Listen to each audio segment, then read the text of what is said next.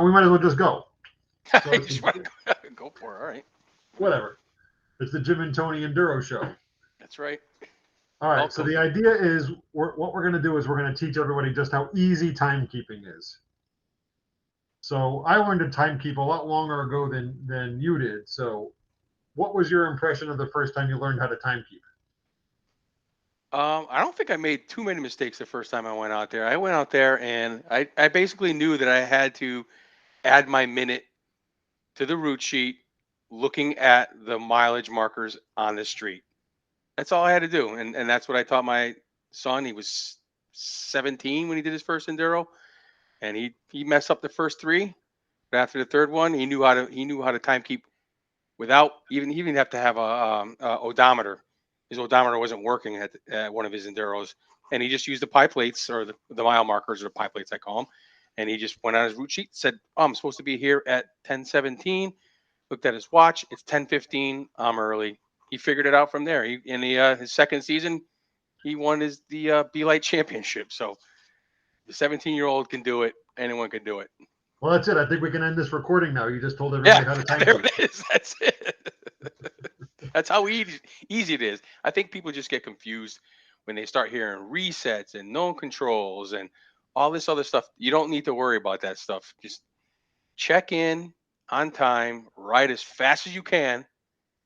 Unless you're, AAA speed, you're not gonna burn the first the section you're in. So that's all you need to remember, and that's what Tony's gonna go over here is whether you're hot or late, and hot means early, and late means late. And we're not even, I don't even, it says it a couple of times on the handout we're going to look at right now is you don't even have to look at the seconds most of the time. Really, you're only looking at the seconds. That's timekeeping 2.0. We're going to talk Correct. about timekeeping 101 right now. Is really just when you're going down the road section, check to see that you're not going to end up at the next wood section early. That's all we're going to talk about tonight. There's other rules about what do you do with an own control. Ask somebody at your first enduro.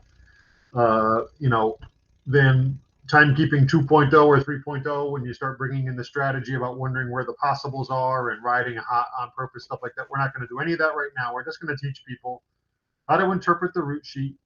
And you said it perfectly. It's about the route sheet says for the mileage you're at, what is the key time? And the key time is kind of the base time that everybody, even those riding on the first row, have to add something to. And what we usually say when we teach this at the NETRA banquet is, I ask everybody if you can add 13 plus 15 in your head. And everybody in the audience says 28. And I say, you're all now expert timekeepers because that's all you have to do. So I got the other sheet, Jim, the like the quick tips before we talk about timekeeping. Should I talk about that or no? Yeah, I was going to bring up the point that let's explain a little bit what brand X is as opposed maybe to AMA and Let's also do that. another. Let's do that second. So I'm going to show real Okay, quick, and I gave you the link. So you're going to make the link of public link available on the NETRA site at some point. correct. Um,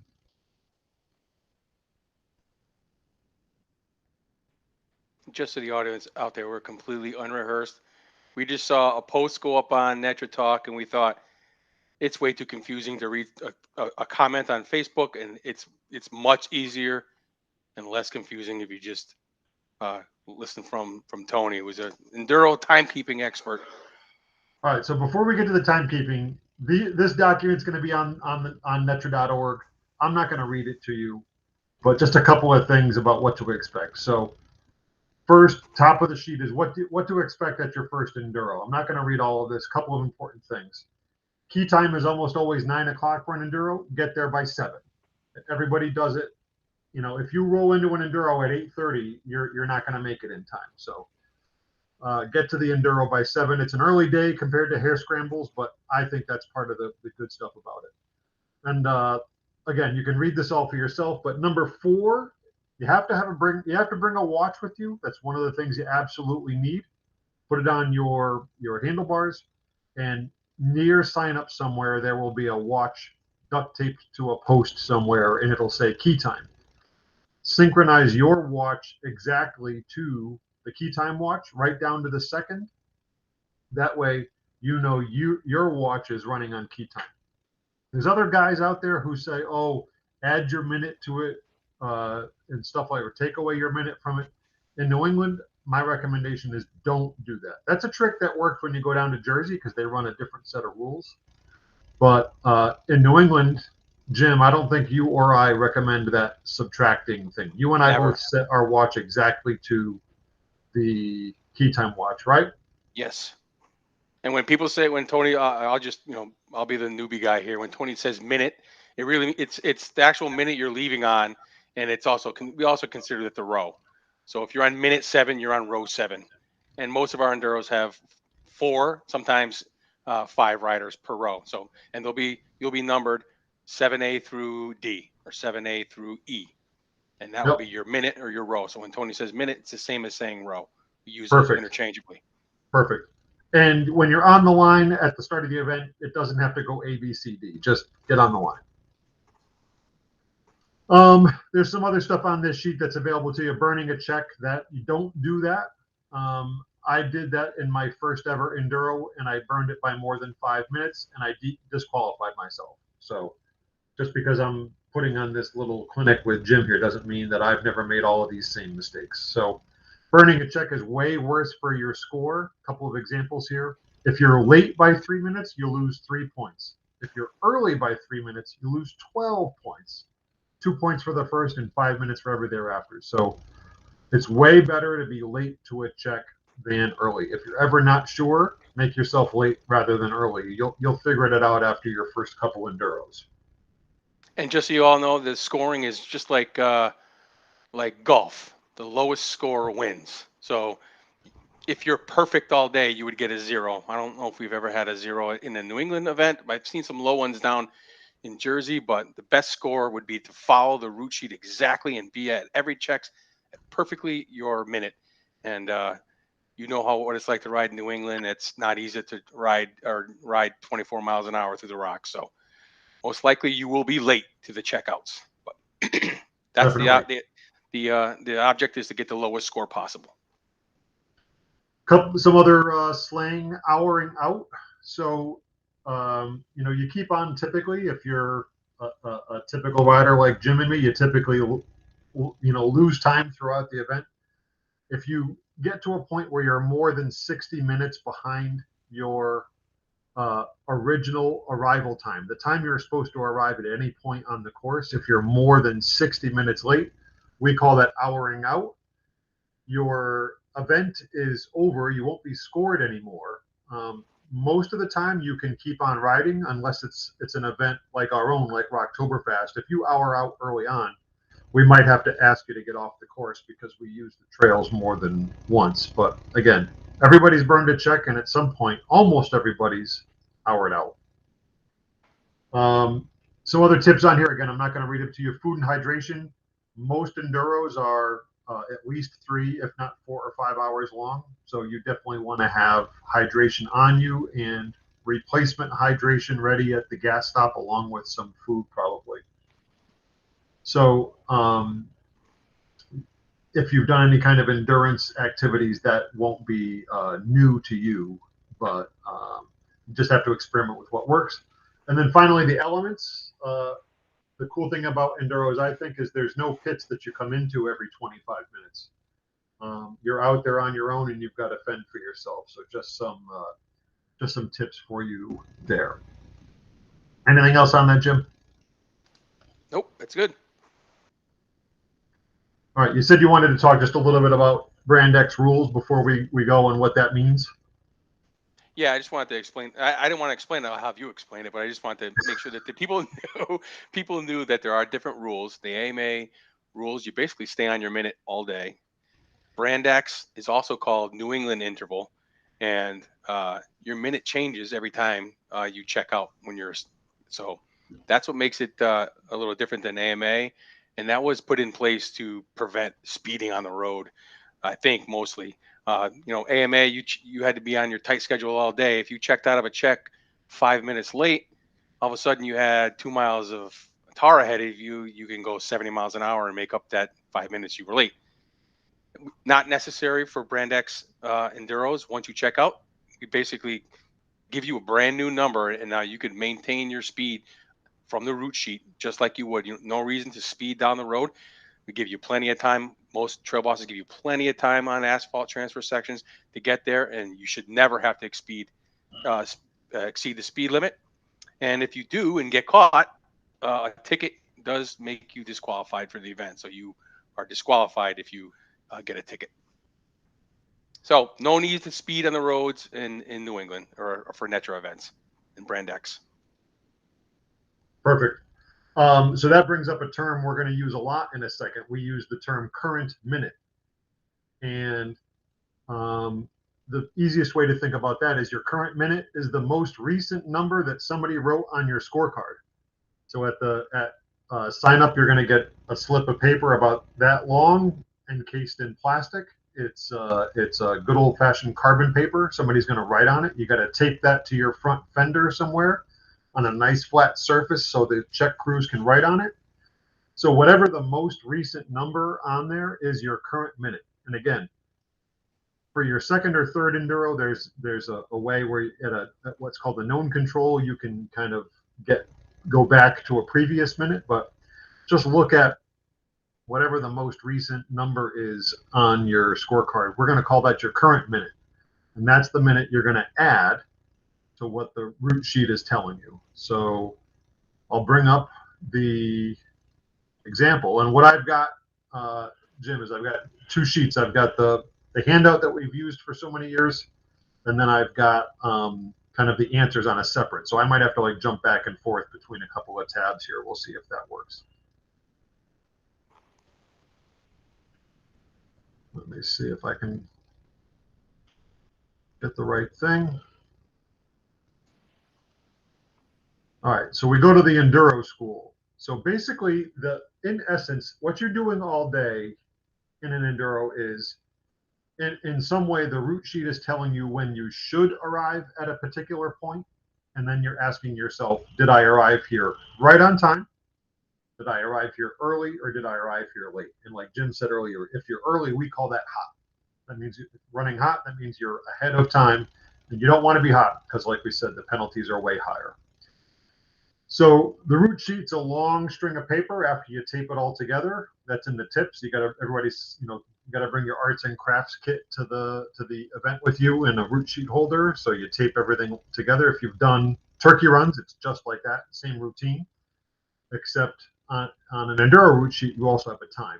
So what's shown here is a sample route sheet entry. At mile 1126, you're going to turn right onto a trail, and the route sheet is telling you you should do that at 9:27 key time.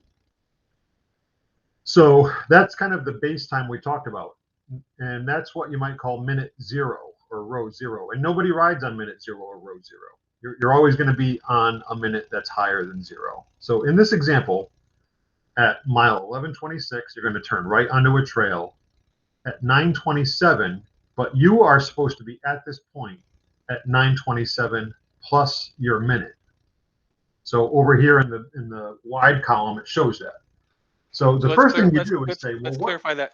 Quick clarification, just so maybe they can understand, is the route sheet is written like a Ghost Rider was riding on minute zero. That's how it's written. So you have your own minute, and you have to basically add to the route sheet. Like you're 21 minutes behind the rider on row zero. This route sheet is written for rider on row zero, which doesn't exist, but it's meant. That's your what am I trying to say? That's the route sheet and the time and mileage you need to be there. So you're basing yourself off your row. Exactly. So the first thing you do, and once you do this a few times, you're going to do this in 3 seconds. You'll do this in your head. Probably while you're riding down a tar section, you're probably not going to be looking at your route sheet while you're in the trail. Like Jim said, you're just going to be hauling ass, because most of the time, most of us can't do 24 miles an hour in single track trail. The AA guys can, most of us can't. So the first thing is to ask yourself, well, what time was I supposed to be here? So you look over at what the route sheet, the time on the route sheet, 9:27 in the morning. In your head, real quick, you add your current minute to that. In this example, our current minute is 21. So 9:27 plus 21 gets you to 9:48. So you should have arrived at this place on the route sheet on the course at 9:48. But see, in this example, if you look down, I'm telling you that your watch says 9:55. So just like a dentist appointment or a dinner reservation, you were supposed to get here at 9:48, but you've actually arrived at 9:55. So again, just do that simple math in your head. How many minutes difference is that? Hey It's Tony, seven. just a quick question. Do you have Yeah. any annotation tools that you can kind of highlight stuff as you're? I don't know if I do. Let me see if we got any because I I can just probably, drag your mouse and highlight stuff. Maybe. if I do that, can you see that? Yes, I can. Okay. So I'll just go through one more time. So you were supposed to arrive at this point at 9:27 plus your minute. So that's over here. Just to do the math out, 9:27 plus your 21 minutes means you should have arrived here at 9:48. And when you know you are running pretty early or pretty late, don't even bother with the seconds. The seconds don't matter most of the time. If you're really close, then you do the seconds in your head too. But don't get confused or worried about the seconds. So you should have arrived at this point on the course at 9:48. And as an example, I'm telling you that your watch says 9:55. So just real quick, you ask yourself, well, what's the difference between 9:55 and when I should have been here 9:48? That means I got here 7 minutes late.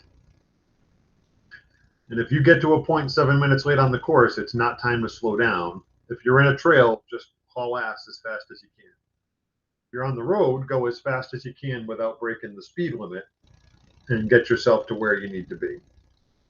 So if you can do that, if you can take 9:27 and add 21 to it, you can time keep. That's all there is to it. Jim, what are your thoughts on that? Yeah, I want to emphasize the point of people are like, oh, I can't look down and read this stuff. It's so small, and I'm in the woods. I'm going as fast as I can. When you're in the woods, don't worry about your route sheet. You checked in. If you checked in on time, just ride as fast as you can. Not many trail bosses put too many tricky stuff in the woods. I know this year Oktoberfest we might have had a little tricky thing with it, but that was because we had to bypass a large section. But the trail box actually gave you a warning to be careful, and a few of you weren't careful and were burning stuff. But the point is that every time you see a mileage in the woods, you don't need to stop and check up unless you feel like you're you feel like you're really early somewhere. But most of the Yeah. time, if you can see the next arrow, just keep moving along. Look for. We won't get in. Probably won't get into too much tonight. But if you see a reset or you see dudes hanging around in the spot, just sitting there, stop. Ask them what they're doing. You can get information from those guys if they're stopped somewhere. So that's always a good thing. But And that's something I lot, guess we can talk about real quick, Jim, is I guess maybe it is timekeeper, is what is a reset? So a reset is when the trail boss is giving you free mileage, and mileage always equals a certain amount of time.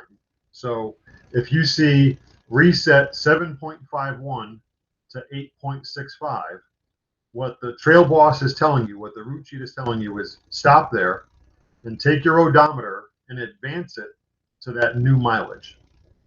So you get to basically pretend that you've traveled that distance when you really haven't. And a reset is a great opportunity to pause for a moment and check your route sheet. Am I hot or am I late? I put together their Oktoberfest sheet, so I'm kind of uh, the guilty party, I guess, for houring some of the, or not houring some, but some guys screwed that up at the Oktoberfest. But that's like you said, we sent the A's and B's on a really long, really tough ride, and the C's had a shorter ride.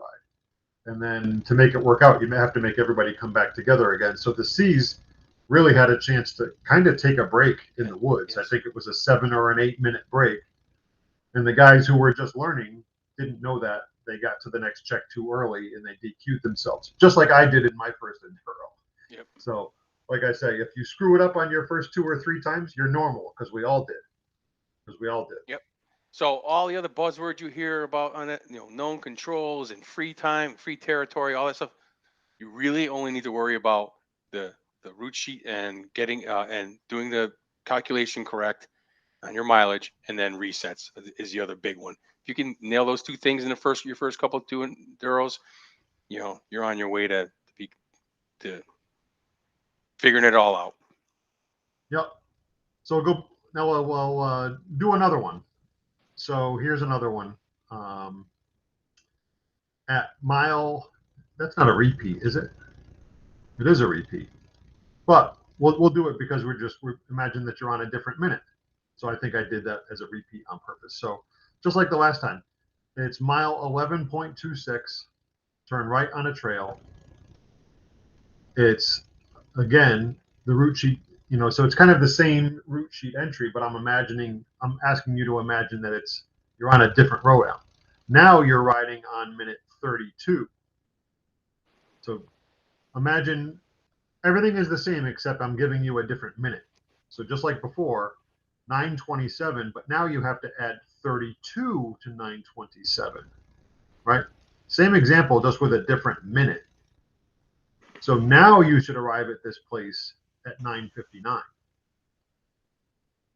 So just like before, the route you should have arrived, I'm sorry, your watch still says 9:55, but you should have arrived at 9:59. So now rather than being late, now you're early, now you're hot. So for the second example, I kept everything the same, it just changed the minute. So you can see if you were starting off on a later minute, now you're 4 minutes early. Now you should just, like we just said, you should just sit still in the woods or on the side of the road, wherever you just checked your mileage.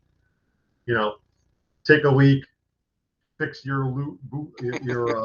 loose boot buckle, talk to the guy next to you. And then when your watch says 9:59, then you go and try to go at whatever the prescribed speed is for this part of the course. Usually, most often, that's 24 miles an hour. Sometimes 16, sometimes 30 are the more common ones, but 24 is the most common. All right, did that make sense, Jim? Yep. All right. So I don't think we should go through all the rest because I think it's self-explanatory, but I guess we'll do just like one more. So here's one for mile 54.56. It's a practice one. It's a practice test, Tony. So you got to fill in the answers. So go ahead. Exactly. So if you're doing this along with us at home, stop the video here until you do the math for yourself. And if I jump to that, I just made up the answers right before Jim and I got on this call. So here's what this looks like. If you're at mile 54.56, this happens to say you're going to go straight on tar, and you're going to do that at 11:31 in the morning. In this example, you're riding on row 18. So what do? We take our 11:31 from the route sheet. We know our current minute is 18. That tells us we were expected to arrive at this point at 11:49. This is when we should have arrived. But if we look at our watch says 11:56:30. So we should have arrived here at 11:49. We actually arrived here at 11:56:30. We are 7 minutes and 30 seconds late. And this advice over here needs to be deleted. That is not correct.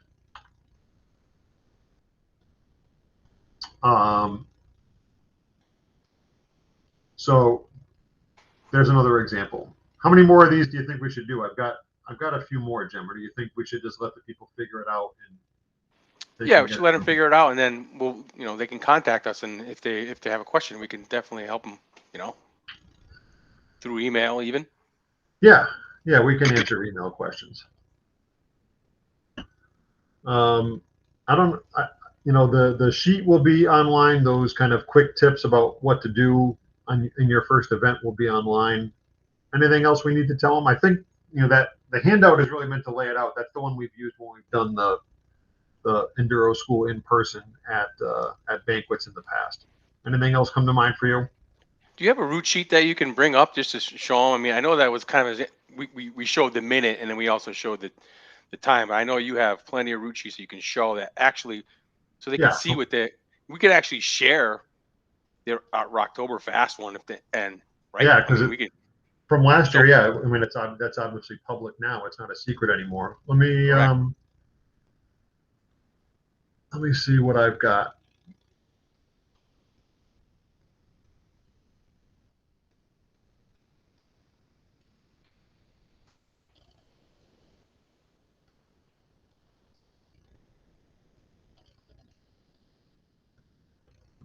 So I'm gonna bring up a I'm gonna bring up a scorecard. See if I can find the image of a scorecard.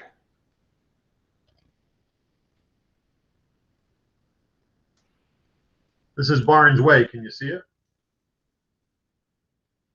Yep. So this is what, if you've done a turkey run, it looks exactly like a turkey run. You know, it's usually 3 or 4 columns. You cut the piece of paper you get into strips, except unlike a turkey run, we've got the mileage and the turn and the time. So here is what it looks like. If you look over here, you can see at mile 234, we turned left onto a trail, and you should have done that at 9:05 and 51 seconds. And you might be, super people like, oh, I don't know what all these things mean. NETRA enduros are very well arrowed. Um, I've never gotten lost. I'm back home. See, I made it. I've done, you know, I don't know, several dozen enduros, at least 10 years of enduros, and gone down south, and I always make my way back. I don't know if I've ever been lost. Sometimes you Yeah, get turned around.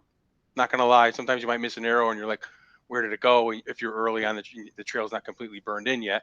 But you don't have to remember what all these things mean, but you'll know left on TR means left on trail, or you'll see straight cross. DR stands for dirt road. Um, yeah. Like you said, so we're not navigating the Dakar Rally. right, The directions here, you don't need to know. You don't need to navigate left trail. Like Jim said, it's very well arrowed. It has to be well arrowed according to the rules, actually. So the every club is turn. supposed to do a good job of arrowing.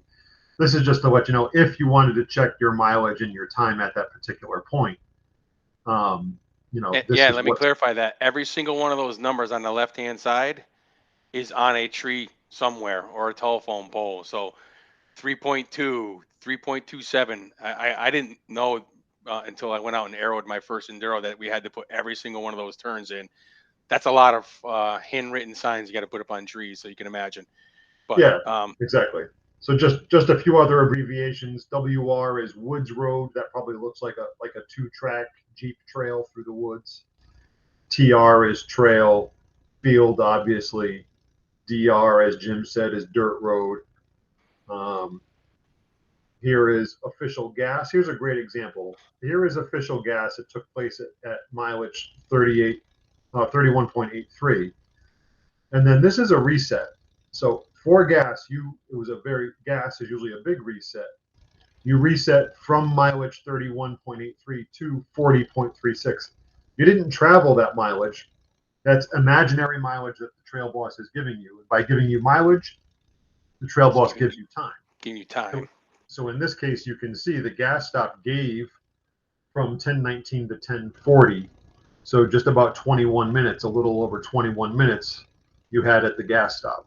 And again, there's more rules about, do you really sit there for 21 minutes? That's timekeeping 2.0. And that you can learn just by asking the guy who's at the truck next to you at the gas stop. You'll find Enduro people are super friendly. Just say, hey, this is my first one. What should I do? And somebody's going to help you, because Enduro people are awesome. Oh, can I share a screen here? Let's see. I think you should be able to. Yep. This is not a great. Tell me when you can see it, Tony. It's not a Got it. great image of a scorecard, but is it dark? Why is it looked at? Can you see me moving mouse? Okay, yeah. Yep. So you can see this is a scorecard that you would get at the end of an enduro. It would be completely filled on here, and you can see this guy. He was on row 1 at the first check. He was on row 5 at the first check. So he's reading. When he sees those timesheets, the mileage and the times on the route sheet, he's going to be adding 5. and you can see in the first section, he checked out of the first section, or not necessarily check out, but he checked out of that section 3 minutes late. Because if he was right on time, he would have got a 5 here.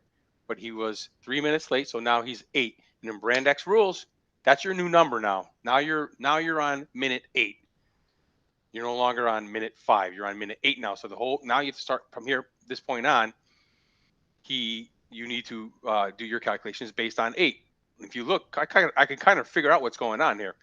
Between 2 and 3 is probably a little road section, and he was able to time keep on the road perfectly, check his mileage every once in a while, and he was able to check in right on his minute at 8. So he dropped 0 points there. So between 1 and 2, he dropped 3 points.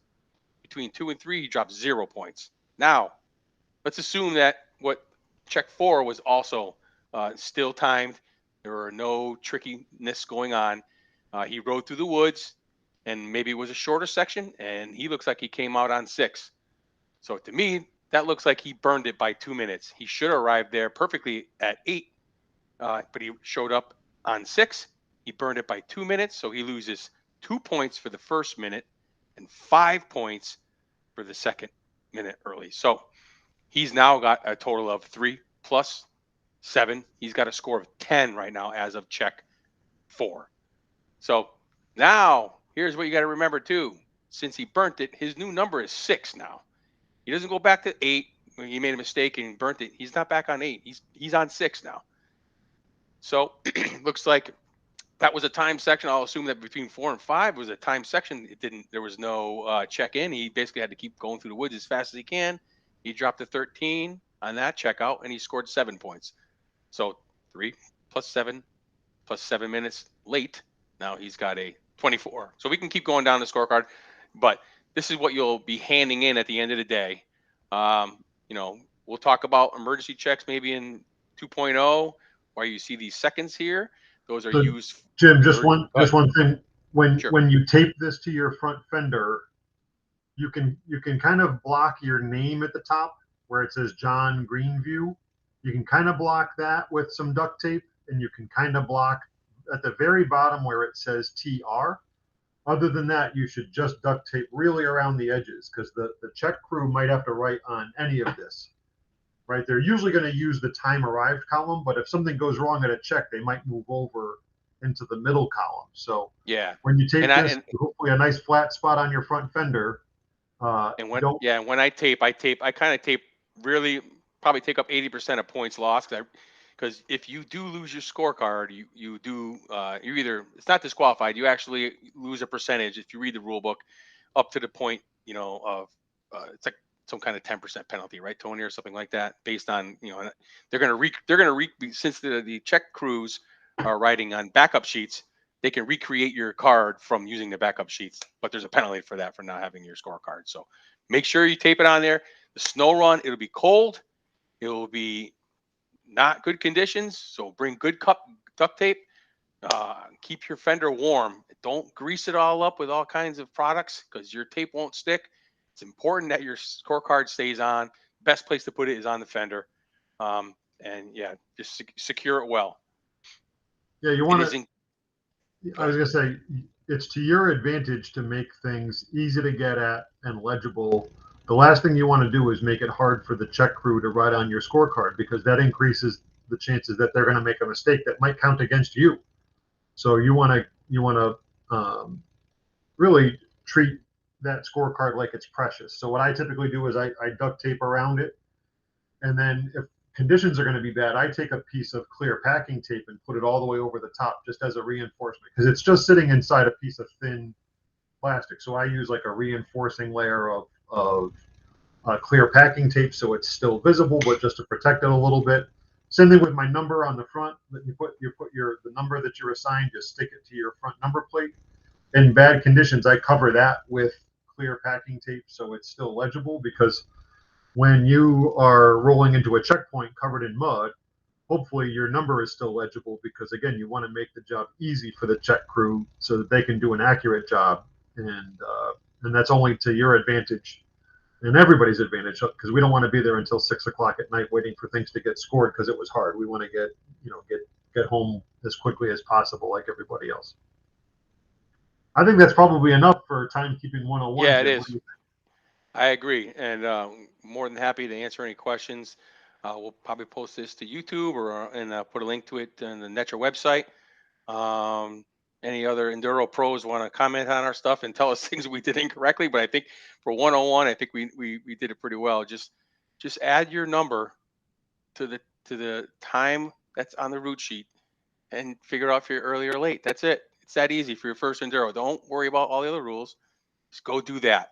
And when you check in the first time and you zero it, you're going to be smiling all the way through the woods because you finally you figured it out. It's the best feeling, and then you'll have so much fun. And like Tony said at the beginning, our trails are a minimum 50 miles, and you're going to ride 50 miles of mostly different stuff all day. And Yeah, so it's the best trail in New England.